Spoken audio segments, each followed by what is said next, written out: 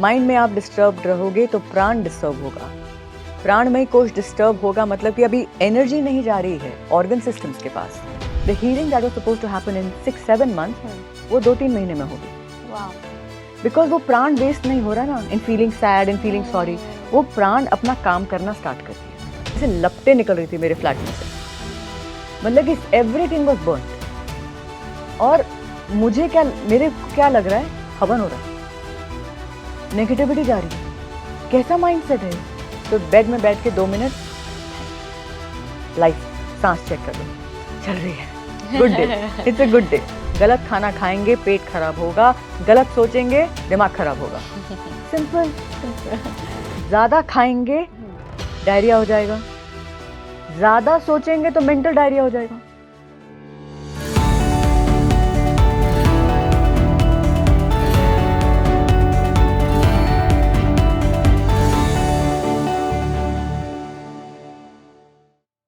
नमस्कार इंडिया, आप देख रहे हैं स्पीकिंग जी। मैं हूं आपके साथ एला गोस्वामी। और देखिए, आज बात होगी मैनिफेस्टेशन एंड हेल्थ पर, कि कैसे मैनिफेस्टेशन से आप अपनी हेल्थ अच्छी और बेहतर बना सकते हैं।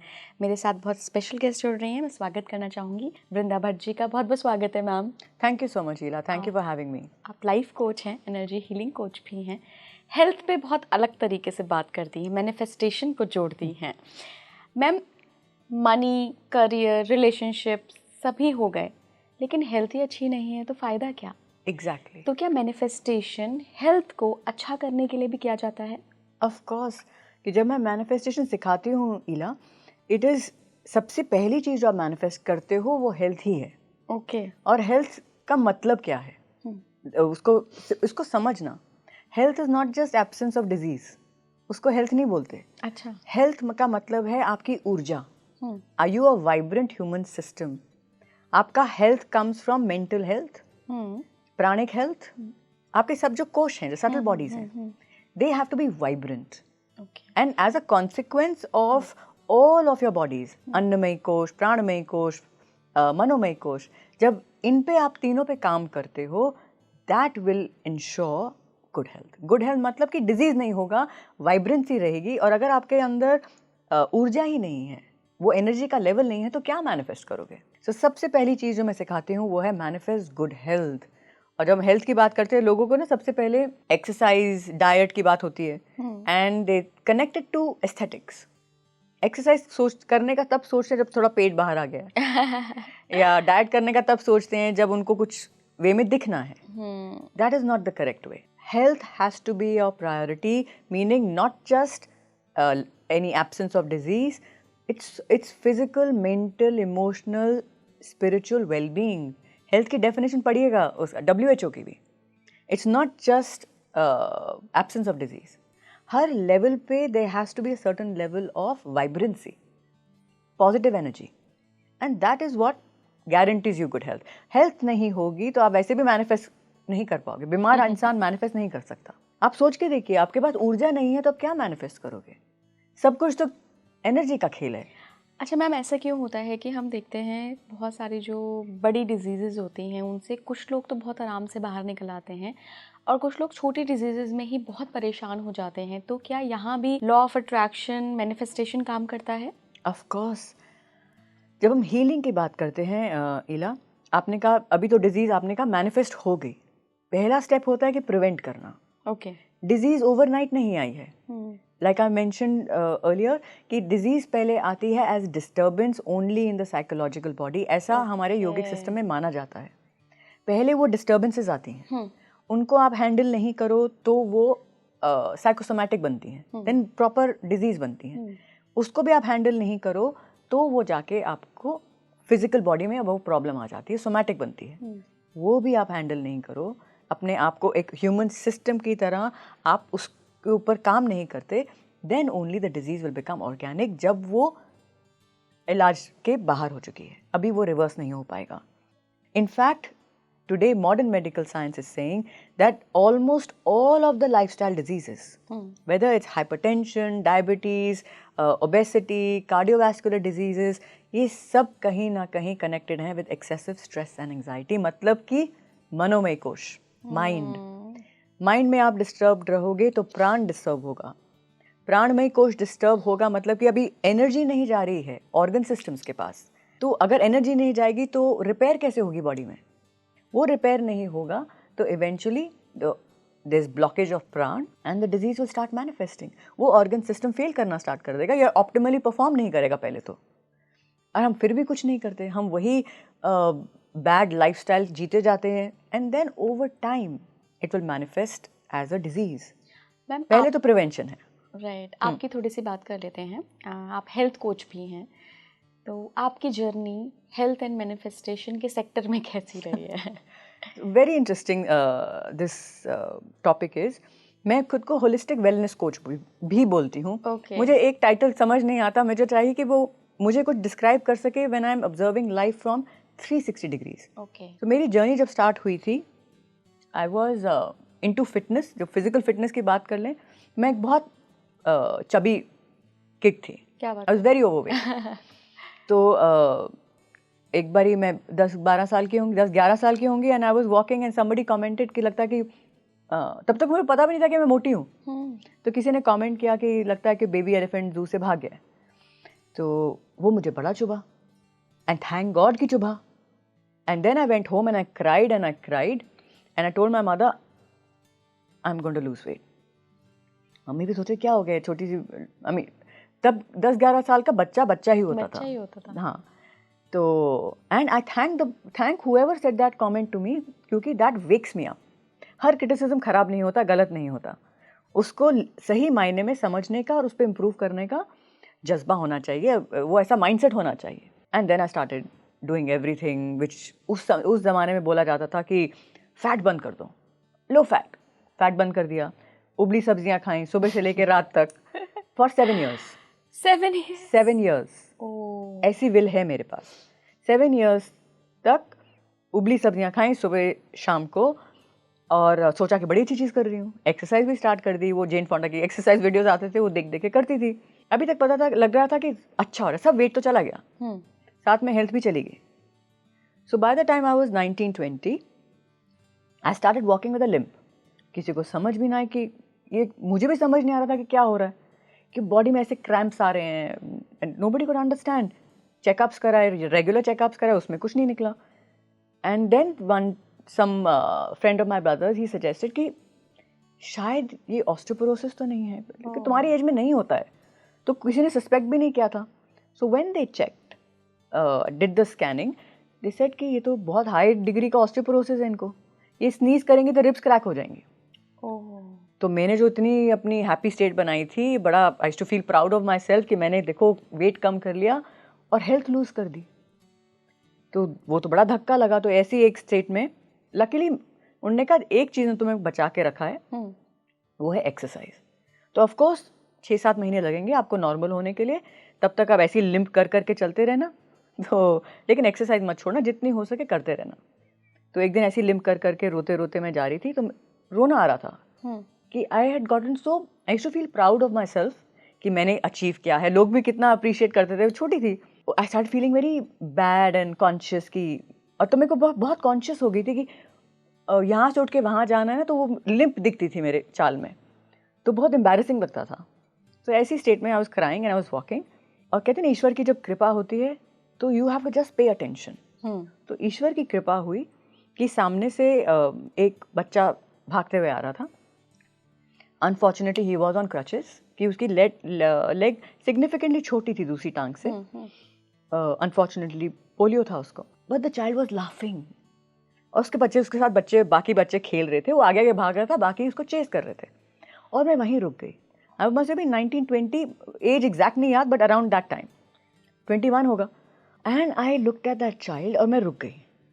मैंने कहा यार, वो बच्चे को पता है कि वो कभी भी नॉर्मल नहीं होगा, whatever we call normal, कि वो नॉर्मली नहीं चल पाएगा। मुझे पता है कि मेरी जो प्रॉब्लम है वो 6-7 महीने में ठीक हो जाएगी। मैं वहीं रुक के ना, आई just did pranam. I said thank you कि यू सेव्ड मी।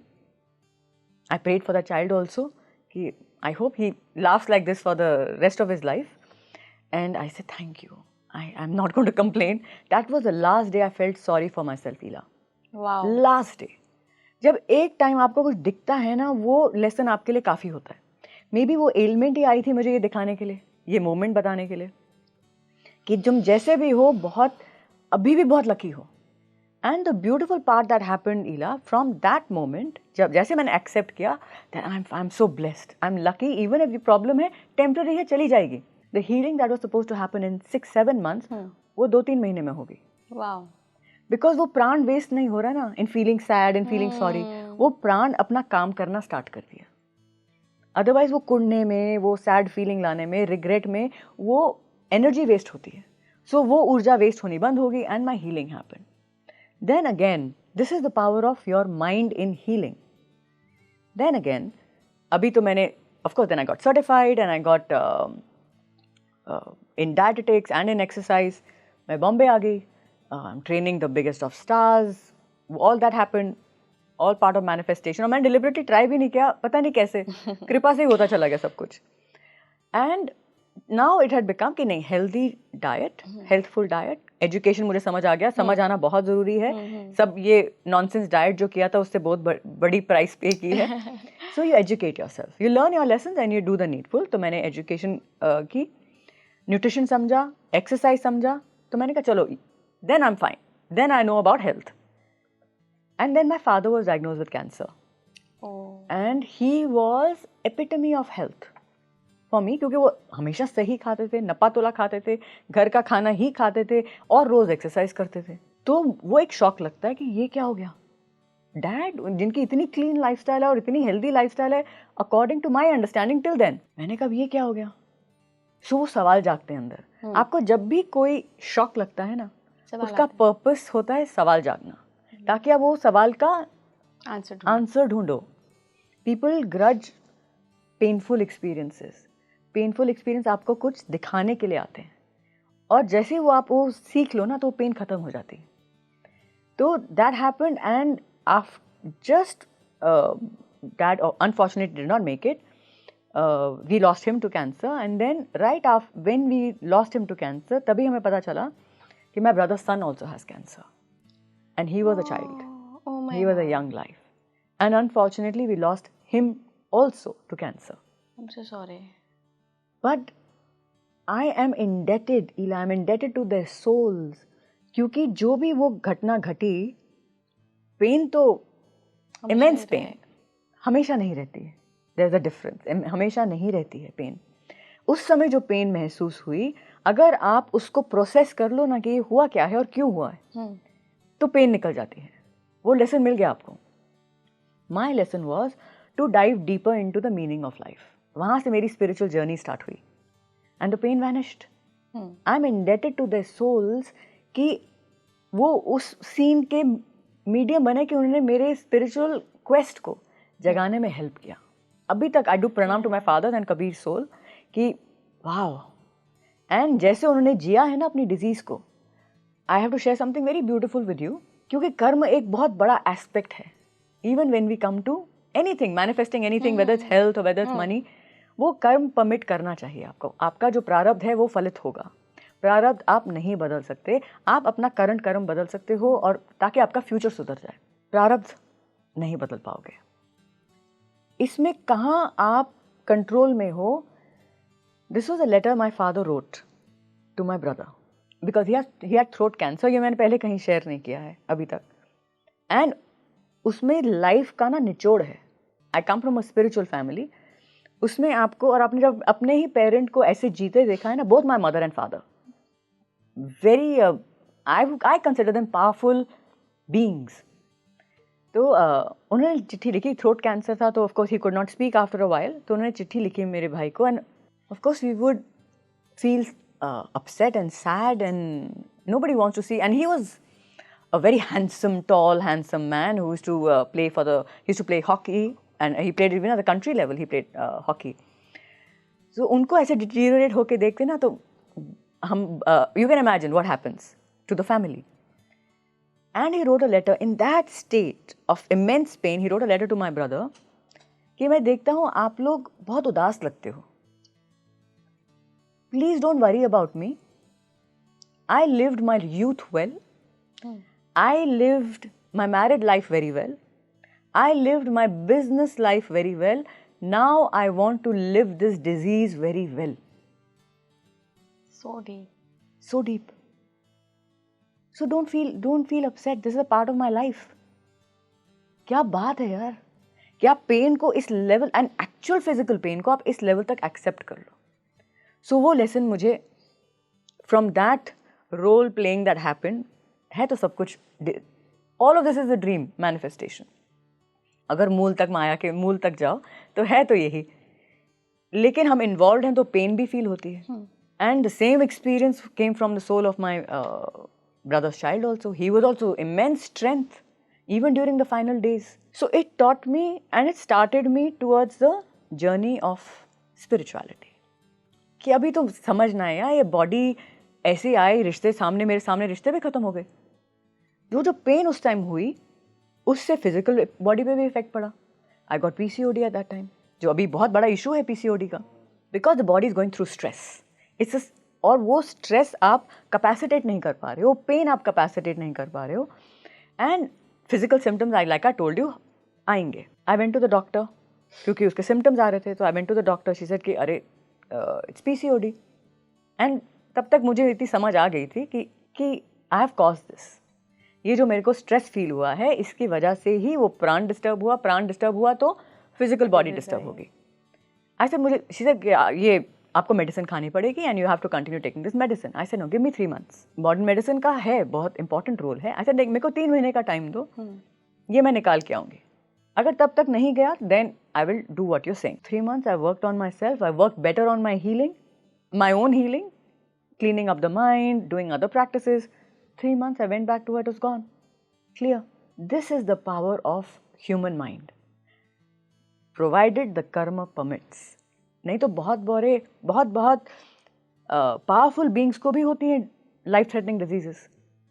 उनका तो लेवल ऑफ एक्सेप्टेंस कर्म है, कट रहा है, निकलने दो. सो ये एक इतना इंट्रिकेट वेब है और इसमें हमारे कंट्रोल में क्या है, हमारा कर्म. We keep trying. तो आप क्या मानती हैं मैम कि मैनिफेस्टेशन क्या पास्ट लाइफ कर्मा, जिसको हम प्रारब्ध कहते हैं, उसको काट सकता है? प्रारब्ध आपका नहीं बदलेगा, नहीं बदल सकता. आपका करंट कर्म आपका फ्यूचर बना रहा है, वो तो बदल सकता है. जो आपके कंट्रोल में जो है उसको सुधार लो. एंड वेरी ब्यूटीफुल पॉइंट इला यू सेड, आपका कर्म पेन दे सकता है. प्रारब्ध है, पेनफुल एक्सपीरियंस लिखा है, वो पेनफुल एक्सपीरियंस होगा. आपकी सफरिंग आपके कंट्रोल में है. Giving you example of my father, yes. He could not prevent the cancer. Suffering mental, हमारी suffering सब mental होती है. Physical pain के लिए तो पेन किलर हैं. हम जब किसी चीज़ को सफ़र करते हैं ना, that is in our control and that comes from our conditioning. How beautiful. And Guru Kripa, Guru's grace, your belief in God. God पे belief रखने का मतलब ये नहीं है कि मेरी लाइफ में कुछ खराब होगा नहीं. होगा भी तो He is with me. निकाल देगा. ऐसे एक बड़ा सुंदर एक मेरे को लाइनें याद आती हैं. मेरी मम्मी बोलते थे, ना जाने कौन मेरे हक में दुआ पढ़ता है, ना जाने कौन मेरे हक में दुआ पढ़ता है, डूबने लगता हूँ तो समंदर उछाल देता है. How beautiful. I got goosebumps. That is power of your belief. Belief इतने लेवल का बिलीफ होता है कि मेरा जो ईश्वर है, जो भी सुपर पावर है, वो जो मेरे हित में होगा वही करेंगे. अगर मेरा वो कर्म काटना लिखा है सो बी इट. सफरिंग पे तो मेरा कंट्रोल है. Suffering comes from your mental processing of that pain. आप ये आपको एग्जांपल देती हूँ, हेल्थ से कनेक्टेड नहीं है. I was going for my training. जब मैं सबको ट्रेन करती थी तो होटेलियर्स से उनके घर पे, मैं उनके होटल पे जा रही थी उनको ट्रेन करने, ओनर्स से. सडनली फ़ोन आया कि मैं आपके घर में आग लगी है तो जल्दी वापस आइए. मेरे को लगा छोटी मोटी आग लगी होगी, मतलब कि when I reach the 5 fire engines और ऐसे लपटें निकल रही थी मेरे फ्लैट में से. मतलब कि एवरीथिंग वाज बर्न्ड. और मुझे क्या, मेरे को क्या लग रहा है, हवन हो रहा है, नेगेटिविटी जा रही है. कैसा माइंडसेट है? कॉम्प्लिकेशन आएगा कि नहीं? ऑफ कोर्स कॉम्प्लिकेशन आएगा. मेरा घर जल गया, मेरे पास जो भी था, मेरे पास कोई इंश्योरेंस नहीं थी, सब जल गया. मुझे लगा कुछ तो नेगेटिव. कैन यू इमेजिन, मैं नहीं थी घर में, मेरे पार्टनर हस्बैंड नहीं थे घर पे, कोई फैमिली नहीं थी घर पे, सब बच गए. थैंक गॉड बचाव हो गया. ये नेगेटिविटी थी, कोई बला थी टल रही. This is called positive mindset. But उस समय पे आना, वो सालों की कंडीशनिंग जाती है कि Yes. उस सही समय पे आप वो लास्ट मोमेंट डेवलप नहीं कर पाओगे. राइट. इंस्टेंटेनियसली क्या आया and the result of this was, मैं ये देख रही हूँ, मेरे को अभी वो थॉट भी नहीं आया कि मैं रहूंगी कहाँ. एंड विद इन मेरे को वो भी थॉट आ रहा है कि सब ट्रेनिंग्स हैं, मैं सुबह से लेकर शाम तक ट्रेनिंग्स थी और सब सेलिब्रिटीज़ हैं, इंडस्ट्रियलिस्ट हैं, सेलिब्रिटीज़ हैं. मैं सबको फ़ोन करके बोला कि I will not be able to come, मेरे घर में आग लग गई है. Within 2 hours there were 5 people sitting with me fighting कि मैं किसके घर पे रहूँगी. वाओ. दो होटेलिये से दो जिनके होटल था वो कहते मेरे पास तो 700 कमरे हैं, तुम वहीं पे रहोगी. I don't want to take names but the biggest of stars are saying कि नहीं आप मेरे घर पे रहोगे. No Vrinda, pack your bags, you coming and staying with my house. ये कृपा नहीं है. तो मैं रोऊंगी कि मेरा घर, और मेरे आंसू तब निकले with grace. What grace, what grace. इतनी कृपा कि मुझे कष्ट आया और मेरा सहारा वहीं पे बैठा है. This mindset is the foundation of manifestation. कर्म है वो कटेगा, सफर करना आपके कंट्रोल में है. तो माइंडसेट ऐसा बना लो कि वो जो मेंटल सफरिंग है ना उसको कंट्रोल कर पाओ. मान लीजिए मैम कोई अपनी जर्नी इस पॉडकास्ट को देखकर ही शुरू कर रहा है, एज हो गई है, 20 साल गुजर गए, जीवन के निकाल दिए ऐसे, फिर क्या, कहाँ से शुरुआत की जाए, कैसे माइंडसेट बदले? क्योंकि ऑब्वियसली पॉजिटिव माइंडसेट नहीं होगा तो हेल्थ क्या किसी भी चीज़ के लिए मैनिफेस्ट नहीं कर सकते हैं. तो वो जर्नी की शुरुआत कैसे करें? क्योंकि देखिए स्टेप्स बहुत लोग बता देते हैं मैम, लेकिन शुरुआत कर ली ना आपने, फिर तो आप स्टेप्स फॉलो कर लोगे.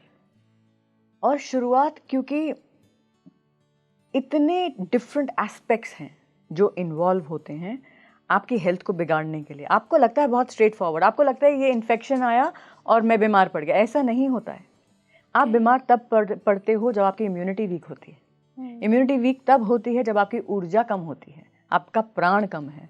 तो आई विल गिव यू कहाँ से जर्नी स्टार्ट करें अपने प्राण को वाइब्रेंट रखने के लिए, अपनी ऊर्जा को स्ट्रॉन्ग रखने के लिए. सबसे पहला होता है आपका दिन स्टार्ट कैसे होता है. ओके, दिन स्टार्ट कैसे उठते हैं लोग? अरे आज ऑफिस जाना है यार, मंडे हो गया. अलार्म बजेगा, आप उसको बंद, स्नूज करोगे, कभी ऐसे नहीं उठना. अलार्म, आपका माइंड इतना स्ट्रांग होना चाहिए, अलार्म बजा उठ जाओ. This is will power. Alarm, ये प्रैक्टिस है, ये ट्रेनिंग करनी पड़ेगी. आज से ये डिसाइड कर लो, अलार्म बजे उठ जाओ. और एक समय ऐसा आएगा कि आपने अलार्म 6 बजे का डाला है, 4 बजे का भी डाला है ना, आप 3:59 पे उठ जाओगे. होता है. हाँ, यहाँ घड़ी है. Yes. So but start with, अच्छा इतना डिसिप्लिन ले आओ कि अलार्म बजाए, आई एम गेटिंग अप. फिर 2 मिनट बेड में बैठ के acknowledge and express gratitude for the life that you are. आपके अंदर एक जीवन चल रहा है, बहुत बड़ी बात है. आपकी लाइफ में सबसे ज़्यादा वर्थवाइल क्या है? आपकी साड़ीज कलेक्शन, आपकी सैंडल्स, आपकी गाड़ियाँ, आपका घर, आपकी ज्वेलरी, आपका जीवन. जीवन ऑफ कोर्स. जान है तो जहान है ना. Life is a possibility. So जीवन चल रहा है, ये छोटी बात नहीं है. ये एम्बेड करना बहुत ज़रूरी है. एंड थ्रू रेपिटेशन, क्योंकि सबकॉन्शियस में तभी तक बैठेगा जब आप रिपीट करोगे. तो बेड में बैठ के 2 मिनट थैंक यू लाइफ, सांस चेक कर लो, चल रही है, good day, it's a good day, good day. देन उठ के हम ब्रश करते हैं, जो भी करते हैं, शीशे में देखो ना शक्ल, नुक्स मत निकालो यार. बड़ा नुक्स निकालते हैं, अरे पेट बाहर आ गया, ये डार्क सर्कल आ गए, पिंपल हो गया, बाल खराब हो गए. Appreciate yourself. खुद को प्रणाम, एक बारी प्रणाम करके देखो. जो भी कर रहे हो, जैसे भी कर रहे हो, you are trying your best. हाँ, ट्राई करके ही बोलना, I am trying my best. Then some form of breath work.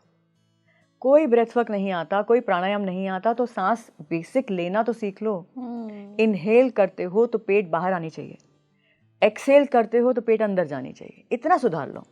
Inhale stomach out, exhale stomach in. Inhale हमेशा नाक से करना है, हमेशा नाक से. मुंह से इनहेल नहीं होता. एक्सहेल जब भी ज़्यादा स्ट्रेस हो रहा हो या ज़्यादा एंग्जाइटी हो रही हो तो एक्सहेल हम मुंह से कर सकते हैं और लंबा एक्सहेल करते हैं. ये हो गया. थ्रू आउट द डे हम क्या कर रहे हैं, थोड़ा तो विचार करो. अगर आप थ्रू आउट द डे आप स्टिमुलेटिंग कंटेंट देखोगे, नेगेटिव कंटेंट देखते रहोगे, तो आपकी स्लीप डिस्टर्ब होगी. क्योंकि स्लीप का प्रोसेस तब स्टार्ट नहीं होता आधा घंटा पहले सोने के. सारा दिन में आपने क्या किया है, आपकी स्लीप की क्वालिटी उससे डिसाइड होती है। सारी लाइफ में आपने क्या किया है, आपकी स्लीप उसी पे डिपेंड करती है। दिन भी नहीं, पैटर्न्स बन जाते हैं ना, जो हम रिपीटेडली करते हैं उसका पैटर्न बन जाता है। So just be mindful about what content you are consuming, let it be positive. Okay, आपको कंज्यूम ही करना ना कंटेंट, और लिमिट में कंज्यूम करें। थोड़ा जगह छोड़ें खुद के सोचने के लिए, वंडर करने के लिए। इसको कहते हैं साइंस ऑफ बोर्डम। वेस्ट ने तो हमें सिखा दिया कि idle mind is devil's workshop. अरे बाबा, अनट्रेन्ड माइंड के लिए वो सही है। तो ऑक्यूपाई करो माइंड को, और थोड़ा सा खाली रहना सिखाओ। माइंड को ट्रेन किया जाता है, तभी तो वंडर करोगे ना कुछ नई चीज। भरा रहेगा तो कहाँ से आएंगे नए? आप सोचो एक पैड पे स्क्रिबल हुआ है सब कुछ, क्या लिखोगे नया उस पे? कुछ कचरा भरा है उस पे, दिमाग में भी कचरा ही चलता है सो मच।